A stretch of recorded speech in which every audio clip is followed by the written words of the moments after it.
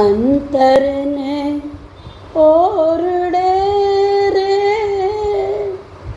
શામળા તારા મુકામ છે, કરવી મારે તારી સંગે વાત, શામળા વહેલે રોયાવજે.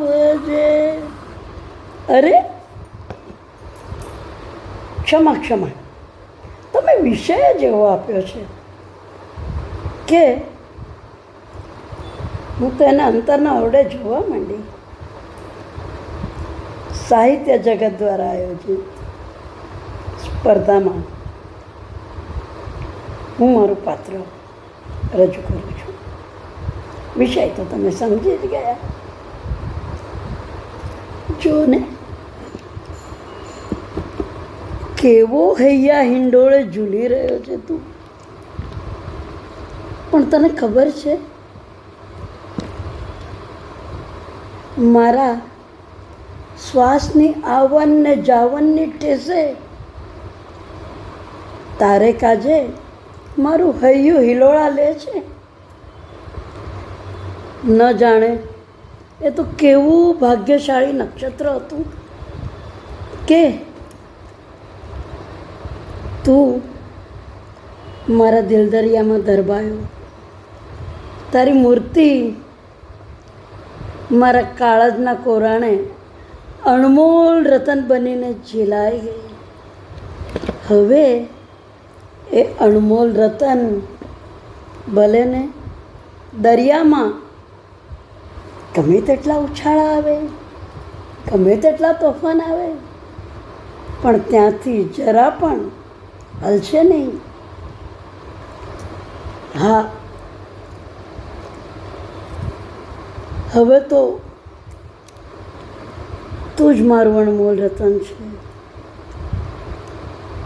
તને ખબર છે જેથી તને પહેલી વાર ભાળ્યો તેથી તો મારી બુદ્ધિ બેર મારી ગઈ હતી અને અંતરમાં તો ઉમંગના અને ઉર્મિના દરિયા ઉછળવા માંડ્યા હતા.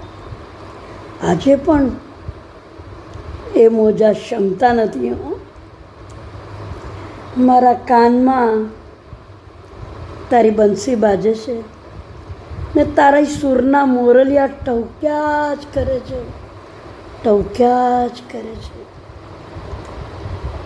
એ કિલકારીથી આજે મારું જીવન આકાશ ગુંજી ઉઠ્યું છે. બસ હવે તો મને તારી પાસે આવવું છે. શું કહ્યું? મારા મનની વાત, તારી વાત સાચી છે. મારું આ મનડું માકડા જેવું છે, મોહ ને માયાના સાગરમાં ગોતા ખાયા કરે છે. એને કેમ કરીને નાથું? એની લગામ તો હું તારે હાથે જ સોંપી દઉં છું. શું કહ્યું? એના માટે મારે ધ્યાનના રથમાં બેસવું પડશે અને ધ્યાનમાં પણ તારે જ મને બેસાડવી પડશે. મારું તો મન બાવરું બનીને તારી પાછળ દોડે છે, ક્યાંથી સ્થિર થશે? બસ તને એક વાત કહું, હવે તો છે ને આ દુનિયાની દીવારો તોડીને તારી પાસે આવવાને આ અંતર તડપી રહ્યું છે. બસ આ દ્વૈતમાંથી અદ્વૈતમાં થવા માટે ઉતાવળ થયું છે. શું કહ્યું? તું ઘોડે ચડીને મને લેવા આવશે? ના, તું તો મને ગરુડે ચડીને લેવા આવ. હવે એક પળનો વિલંબ નથી સહેવાતો, એક પળનો પણ વિલંબ મારાથી નથી સહેવાતો.